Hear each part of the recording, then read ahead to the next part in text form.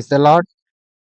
మన ప్రభు అయిన యేసుక్రీస్తు పరిశుద్ధ నామంలో దేవుని ప్రియులైన మీ అందరికీ వందనాలు తెలియజేస్తున్నాను. ఈ సమయమందు మనం ఎఫెసీయులకు రాసిన పత్రిక 3వ అధ్యాయాన్ని ధ్యానం చేసుకుంటాము. ప్రియ విశ్వాసులారా, మొదటి అధ్యాయంలో సంఘాన్ని క్రీస్తు శరీరమని శరీరానికి పోల్చారు. 2వ అధ్యాయంలో సంఘం ఒక ఉన్నతమైన మహోన్నతమైన కట్టడం, ఆధ్యాత్మిక కట్టడం, దేవుని మందిరంగా నిర్మించబడుతూ ఉంది. ఈ అధ్యాయంలో సంఘం దేవుని మర్మం. ఒకప్పుడు ఇది రహస్యం, ఇప్పుడు ఇది అందరికీ అర్థమయ్యేలాగా తేటపరచబడుతూ ఉన్న దేవుని మర్మం. వివరాలు విందాము. ఎఫెసీ పత్రిక 3వ అధ్యాయం 1 నుంచి. ఈ హేతువు చేత అన్యజనులైన మీ నిమిత్తము క్రీస్తు యేసు యొక్క ఖైదీనైన పౌలను నేను ప్రార్థించుచున్నాను. మీ కొరకు నాకు అనుగ్రహించబడిన దేవుని కృప విషయమైన ఏర్పాటును గురించి మీరు విని ఉన్నారు. ఎట్లనగా క్రీస్తు మర్మము దేవ దర్శనముల వలన నాకు తెలియపరచబడినదను సంగతిని గురించి మునుపు సంక్షేపంగా వ్రాసితిని. మీరు దాన్ని చదివిన ఎడల దాన్ని బట్టి ఆ క్రీస్తు మర్మమును గురించి నాకు కలిగిన జ్ఞానము గ్రహించుకొనగలరు.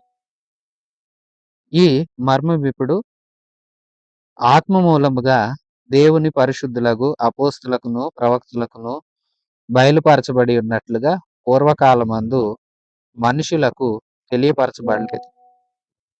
ఈ మర్మమేమనగా అన్యజనులు సువార్త వలన క్రీస్తు యేసునందు యూదులతో పాటు సమాన వారసులను, ఒక శరీరం అందలి సాటి అవయవములను వాగ్దానములలో పాలివారునై ఉన్నారు అన్నదియే. దేవుడు కార్యకారియగు తన శక్తిని బట్టి నాకు అనుగ్రహించిన కృపావరం చొప్పున నేను ఈ సువార్తకు పరిచారకుడినైతిని. దేవుడు మన ప్రభు అయిన యేసుక్రీస్తునందు చేసిన నిత్య సంకల్పం చొప్పున పరలోకములో ప్రధానులకును అధికారులకును సంఘము ద్వారా తన యొక్క నానా విధములైన జ్ఞానము ఇప్పుడు తెలియబడవలెనని ఉద్దేశించి శోధింప సఖ్యము కాని క్రీస్తు ఐశ్వర్యమును అన్ని జనులలో పుట్టించుటకు సమస్తమును సృష్టించిన దేవుని యందు పూర్వకాలము నుండి మర్మమై ఉన్న మరుగై ఉన్న ఆ మర్మమును గురించిన ఏర్పాటు ఎటిదో అందరికి తేటపరచబడుటకును పరిశుద్ధులందరిలో తెలుపునైన నాకు ఈ కృప అనుగ్రహించబడింది. ఆయన అందలి విశ్వాసం చేత ధైర్యమును నిర్భయమైన ప్రవేశమును ఆయన బట్టి మనకు కలిగి ఉన్నది. కాబట్టి మీ నిమిత్తమై నాకు వచ్చిన శ్రమలను చూచి మీరు అధైర్యపడవద్దని వేడుకుంటున్నాను. ఇవి మీకు మహిమకరములై ఉన్నవి. ఈ హేతువు చేత పరలోకమునందును భూమి మీదను ఉన్న ప్రతి కుటుంబమును ఏ తండ్రిని బట్టి కుటుంబం అని పిలువబడుచున్నాడో ఆ తండ్రి ఎదుట నేను మోకాళ్ళుని మీరు అంతరంగ పురుషుని యందు శక్తి కలిగి ఆయన ఆత్మ వలన బలపరచబడినట్లుగా క్రీస్తు మీ హృదయములలో విశ్వాసము ద్వారా నివసించినట్లుగా తన మహిమ ఐశ్వర్యము చొప్పున మీకు దయచేయబడవలనని మీరు దేవుని సంపూర్ణత యందు పూర్ణులగునట్లుగా ప్రేమ యందు వేర్పారి స్థిరపడి సమస్త పరిశుద్ధులతో కూడా దాని వెడల్పు, లోతు, పొడుగు, ఎత్తు ఎంతో గ్రహించుకొనుటకును జ్ఞానమునకు మించిన క్రీస్తు ప్రేమ తెలుసుకొనుటకును తగిన శక్తి గలవారు కావాలనని ప్రార్థించుచున్నాను. మనలో కార్యసాధకమైన తన శక్తి చొప్పున మనం అడుగు వాటన్నిటికంటేను ఊహించు వాటన్నిటికంటేను అత్యధికముగా చేయ శక్తి గల దేవునికి క్రీస్తు యేసు మూలముగా సంఘములలో తరతరములు సదాకాలము మహిమ కలుగును గాక. ఆమేన్. విశ్వాసులారా, పౌలు గారు మాట్లాడుతూ మీరు గత అధ్యాయాల్లో కూడా విన్న విషయాలంటే ఇంతకుముందు తెలియజేసిన సంగతులన్నీ మీరు జ్ఞాపకం చేసుకునండి. మనం ఆయన కోసం మందిరంగా కట్టబడుతున్నాం. మనం నిర్జీవులం, సజీవమైన ఆత్మను మనకు అనుగ్రహించి జీవాన్ని పోసి సజీవమైన రాళ్లగా మనల్ని ఒక ఆధ్యాత్మిక సంఘముగా, ఒక కట్టడంలాగా కడుతున్నాడు దేవుడు. మనం ఆయన శరీరంలోని అవయవాలం. శిరస్సు ఆయనే. అంటే ఒక అధ్యాయంలో శరీరంతో పోల్చి, ఒక శరీరం అనేక అవయవాలు. కానీ అన్నీ కలిసి ఎలాగూ పని చేసుకుంటాయో, అలాగే మనం కూడా క్రీస్తునందు అనేకులమైన ఒక్కరమే అన్నట్లుగా దేవుని పని చేయాలి. రెండవ అధ్యాయంలో విన్నట్లు అనేకమైన రాళ్లను, వస్తువులన్నింటిని పోగు చేసి ఎలాగైతే ఒక అందమైన కట్టడాన్ని నిర్మిస్తారో, అలాగే దేవుడు ఆయా ప్రాంతాలలో ఉన్న మనందరిని కూడా తన యొక్క రక్తం చేత విమోచించి, పరిశుద్ధపరిచి, ఆయన్ను విశ్వసించిన మనందరినీ ఒక మందిరంలాగా నిర్మిస్తున్నాడు. మనకు యూదులకి ఒకప్పుడు మధ్య గోడ ఉంది. అసమాధానం ఉంది. ఈ అసమాధానాన్ని తొలగించాడు. మధ్య గోడను పడగొట్టాడు. ఉభయుల మధ్య సమాధానాన్ని ప్రకటించాడు. తానే సమాధానకర్తగా ఉన్నాడు. ఈ హేతువు చేత అన్యజనులైన మీ నిమిత్తం క్రీస్తు యేసైన యేసుకు ఖైదీనైన నేను ప్రార్థిస్తున్నాను అంటున్నాడు పౌలు. నేను యేసయ్య ఖైదీని. నేను ప్రార్థన చేస్తున్నాను. మీ విషయంలో నేను కోరుకుంటున్నాను. మీరు మంచిగా ఉండాలని, మంచి విషయాలు తెలుసుకోవాలని, దేవునికి ఇష్టలుగా జీవించాలని, మీరు సమస్త విషయాలు తెలిసినవారవ్వాలని నాకు అనుగ్రహించిన కృప విషయమైన ఏర్పాటుని గురించి మీరు విన్నారు కదా! ఎట్లనగా క్రీస్తు మర్మము, దేవ దర్శనముల వలన నాకు తెలియపరచబడిన సంగతి. పౌలు గారికి దేవుని దర్శనం వల్లనే ప్రతిదీ తెలిసింది. ఎందుకంటే తను మునుపు యూద మత నిష్ట గలవాడు. మత నిష్ట యందు చాలా నిష్టగా ఉన్నాడు. మత విలువలు కాపాడుకునే ప్రయత్నాలు ఎంతగానో చేశాడు. మతానికి ఎంతో విలువిచ్చాడు. ప్రభువు దమస్కు మార్గంలో దర్శనమిచ్చారు. ఎప్పుడైతే ప్రభు దర్శనం పౌలుకు కలిగిందో, ఆనాడే దేవుని చేత సమస్తమును బయలుపరచబడిన వాడై, అన్నింటినీ తెలుసుకున్న వాడై, ఇప్పుడు స్పష్టంగా అన్నీ తెలిసినవాడు గనక, మనకు అన్ని విషయాల్లో జ్ఞానం ఉంది గనక, అన్ని విషయాల్లో స్పష్టంగా దేవుని ఆత్మ వలన దేవుని ఏర్పాటేంటి అవన్నీ తెలుసుకున్నాడు గనక, వాటిని నేను మునుపు రాశాను. వాటిని గురించి నాకెలాంటి జ్ఞానం అనుగ్రహించబడిందో వాటిని మీరు చదవటం ద్వారా తెలుసుకోవచ్చు. అయితే ఈ మర్మము ఆత్మ మూలంగా దేవుని పరిశుద్ధులకు, అపోస్తలులకు, ప్రవక్తలకు బయలుపరచబడి ఉన్నట్లుగా పూర్వకాలమందు మనుషులకు తెలియపరచబడలేదు. ఇది గతంలో మర్మంగా ఉంది. ఇది గతంలో ఎవరికీ తెలియపరచబడలేదు. ఎందుకంటే ఇశ్రాయేలీల ఏర్పాటు వేరు. వారిని దేవుడు ఆరాధించుకునే విధానం గాని, వారికి అనుగ్రహించిన ప్రతిదీ వేరు. అయితే క్రీస్తు యేసునందు మనకి ఇవ్వబడిన ఏర్పాటు వేరు. మనం ప్రత్యేకంగా క్రీస్తుని ఆత్మతో, సత్యంతో ఆరాధించే విధంగా మనకు గుర్తించాడు. దేవుని వలన అన్ని విషయాలు దర్శనాల ద్వారా తెలుసుకున్నాడు. ఒకప్పుడు ఈ మర్మం ఎవరికీ తెలియపరచబడలేదు. ఎవరు అర్థం చేసుకోలేదు. మర్మంగానే ఉంది. రహస్యంగానే ఉంది. పాత నిబంధన గ్రంథాలలో అలాగే ప్రవక్తల గ్రంథాలలో కూడా ఈ విషయాన్ని గురించి దేవుడు స్థాపించబోయే సంఘాన్ని గురించిన వివరాలు ఎక్కడ గ్రంథస్థం చేయలేదు. అయితే ఈ కాలమందు అవి ప్రత్యక్షపరచబడ్డాయి. ఈ ఏర్పాటును గురించిన విషయాలు, వివరాలు ప్రభు అపోస్తలులకు కూడా తెలియచేశాడు. యేసుక్రీస్తు తాను శిష్యులుగా పిలుచుకున్నవారు, అపోస్తలులుగా ఎన్నిక చేయబడ్డవారు, దేవుని చేత స్వార్థ పరిచర్య కోసం పంపబడినవారు అందరూ ఉన్నారే.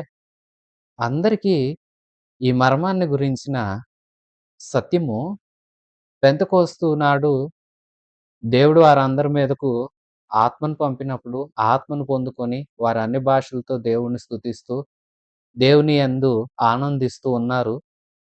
పరిశుద్ధాత్మ దేవుడు ఇక ఆ విషయాన్ని తేటపరుస్తూ వచ్చారు. ఆ తర్వాత యూదులకు మొదట ఈ విషయాలు తెలిస్తే వారు యేసుక్రీస్తునందు రక్షింపబడి సంఘంగా ఏర్పాటయ్యి, వారు క్రీస్తులో ఆనందిస్తూ ఉంటున్నప్పుడు, దేవుని ఏర్పాటు అంతవరకే అనుకున్నారు. యూదులు రక్షించబడితే చాలనుకున్నారు. యూదులు క్రీస్తు ద్వారా రక్షించబడతారు అనుకున్నారు. అయితే దేవుడు కొర్నేలి ఇంట అంటే అన్యుని ఇంటి కూడా పరిశుద్ధాత్మ వరాన్ని అనుగ్రహించినప్పుడు, అప్పుడు అపోస్తలులకి మరి స్పష్టంగా తెలిసింది. దేవునిదిది సార్వత్రిక ప్రణాళిక. ఎందరు ఆయన నీ మీద విశ్వాసం ఉంచుతారో వారందరిని ఒక సంఘంలాగా నియమించదలుచుకున్నాడని అపోస్తలులు గ్రహించారు. నేను ఆ విషయాన్ని గ్రహించాను. నాకెలాంటి జ్ఞానం ఉందో క్లుప్తంగా మీకు రాసి పంపిన విషయాలను మీరు చూస్తే ఆ విషయాల ద్వారా మీకు అర్థమవుతాయి. అయితే మీరు ఇంకా తెలుసుకోనండి. ఈ మర్మం అప్పుడైతే రహస్యంగా ఉంది గానీ, ఇప్పుడైతే దేవుడు బయలుపరుస్తూ వచ్చాడు. ఆత్మ మూలంగా అందరికీ ఇది తెలిసింది. ఏంటా మర్మం అనుకున్నారా? అదేంటంటే సమస్త జనులు, అన్య జనులు, అలాగే యూదులైన, అన్య జనులైన అందరూ సువార్త వలన క్రీస్తు యేసునందు యూదులతో పాటు సమాన వారసులు, ఒక శరీరమందు సాటి అవయవాలు, వాగ్దానాలలో పాలివారై ఉన్నారు అనునదియే ఈ మర్మం. ఒకప్పుడు ఇది రహస్యం. ఇప్పుడో ఇదందరికీ విశదపరచబడిన సత్యం. ఎలాంటి సత్యం అనుకున్నారు? ఇది సువార్త. సువార్తే ఆ మర్మాన్ని బయటపెట్టింది. యేసుక్రీస్తు నందలి విశ్వాసంతో యూదులు, అన్యులు అందరూ ఇప్పుడు సమానమవుతున్నారు. ఒకే శరీరం అవుతున్నారు. ఒక శరీరంలో అవయవాలవుతున్నారు.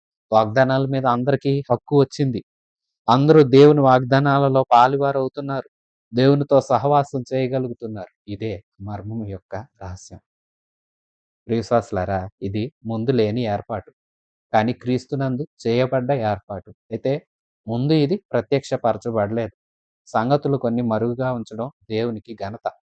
దేవుడు తన ఘనత కోసమే కొన్నింటిని మరుగు చేస్తాడు. అయితే తగు సమయం వచ్చినప్పుడు ఏ యుగానికి సంబంధించి అంటే ఏ కాలంలో ఏ క్రియ చేయాలో అది ఆయన స్వాధీనంలో ఉంది. కాలం సంపూర్ణమైనప్పుడు నిర్ణయ కాలమందు ఆయన నియమించిన కాలాల యందు ఆయన ఏం చేస్తాడో అది చేస్తాడు. అదప్పుడు అర్థమవుతుంది.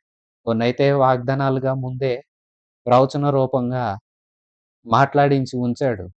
కానీ కొన్ని విషయాలను అలాగూ మాట్లాడించలేదు. అలాగ మాట్లాడించలేనంత మాత్రం చేత అది జరగదు అనటానికి కాదు. ఇది మర్మంగా ఉండింది పాత నిబంధన భక్తులకు.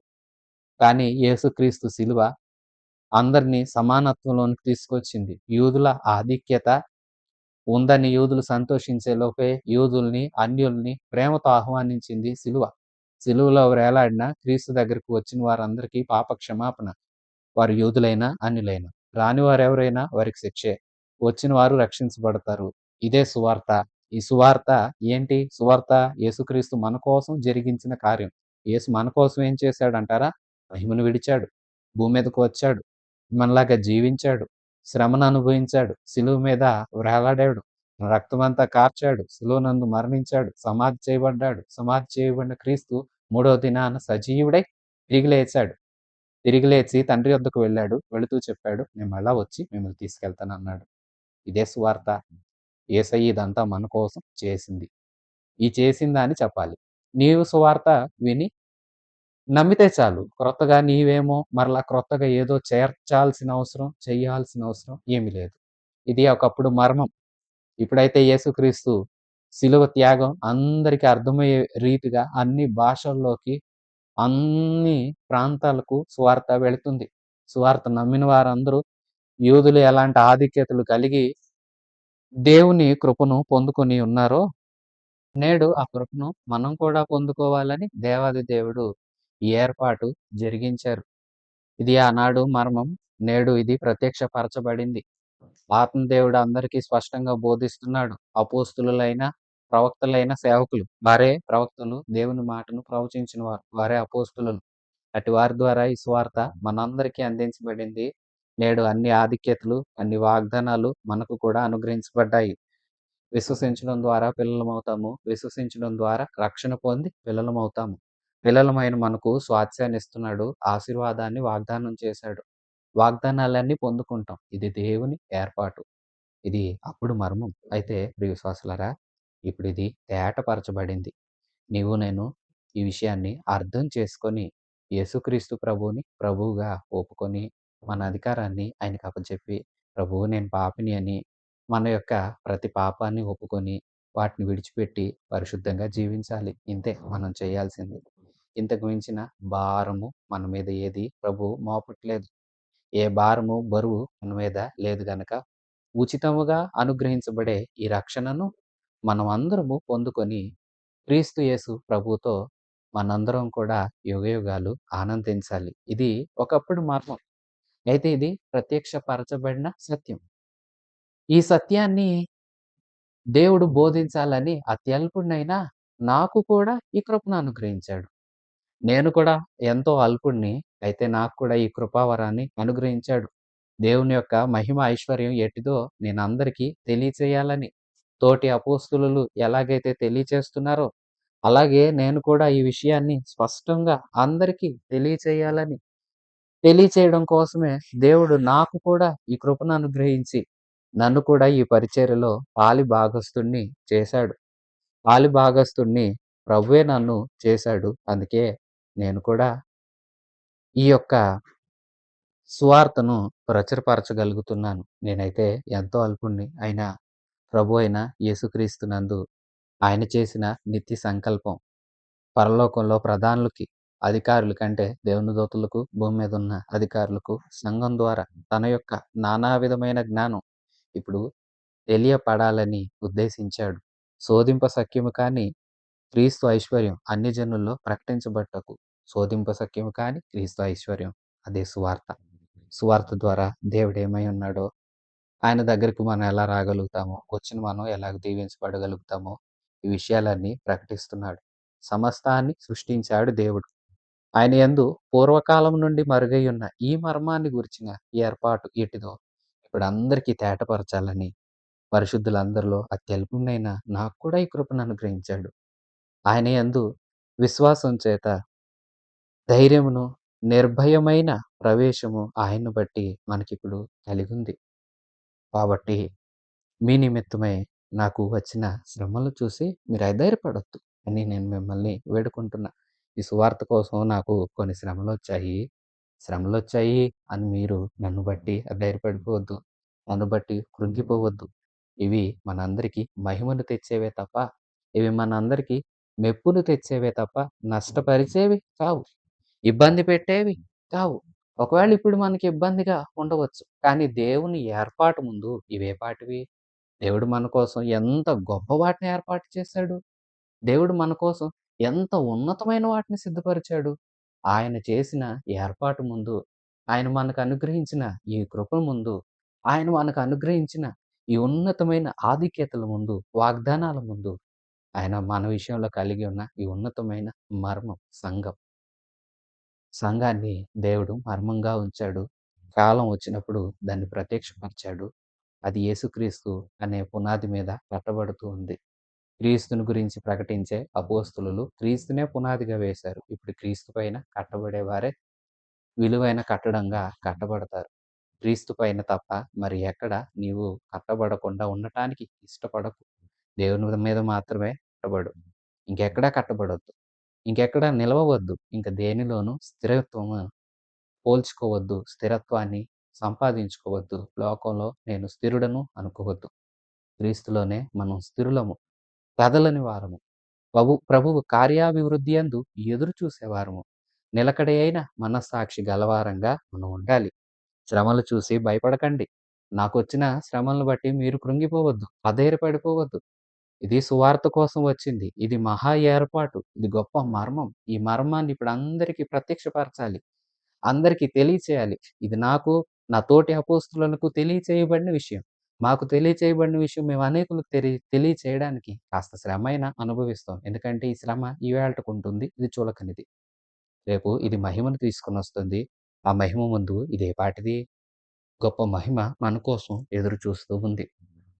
ఆ మహిమ ముందు ఇది అల్పం. ఇది చాలా స్వల్పం అంటూ పౌలు గారు సంఘాన్ని ప్రోత్సాహపరుస్తూ అనేక మాటలు తెలియచేస్తూ వస్తూ ఉన్నారు. ఇది అలనాడు మర్మమే గాని నేడిది దైవ ప్రత్యక్షత. ఈ ప్రత్యక్షతను తెలుసుకొనండి. ఈ సువార్తను అంగీకరించండి. ఈ ప్రభువులోనికి రండి.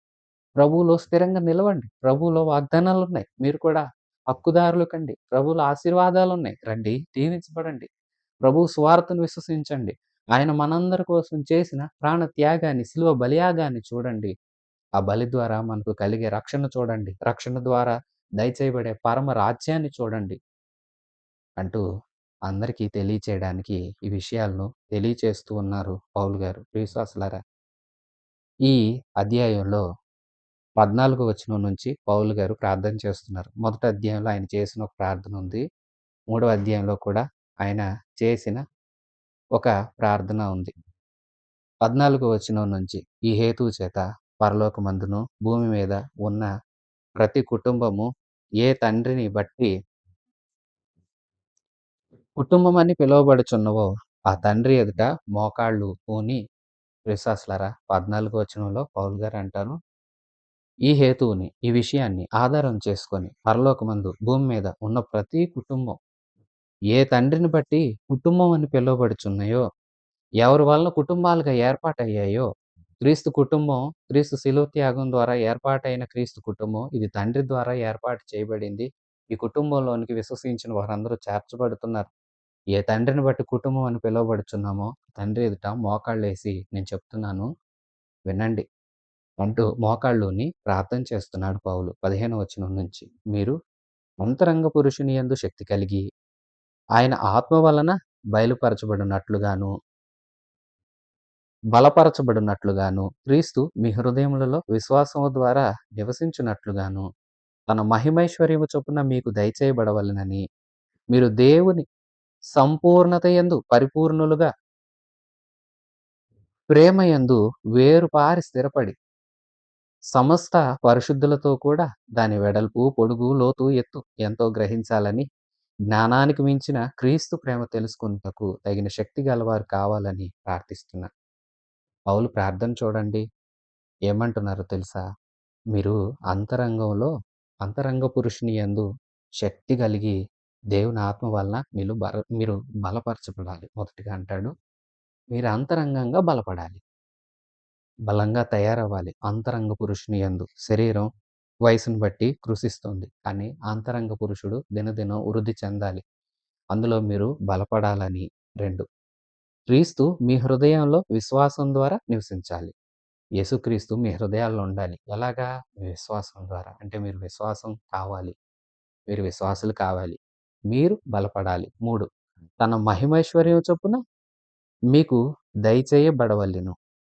అన్నీ తన మహిమైశ్వర్యం చొప్పున, తన మహిమైశ్వర్యం చొప్పున మీకు అన్నీ దయచేయాలని, మీరు దేవుని సంపూర్ణత యందు పరిపూర్ణులగునట్లుగా, ప్రేమ యందు వేరుపారి స్థిరపరచబడి, సమస్త పరిశుద్ధులతో కూడా దాని పొడుగు, వెడల్పు, లోతు, ఎత్తు ఎంతో గ్రహించాలి. చూసారా? మీరు బలం పొందాలంటున్నాడు.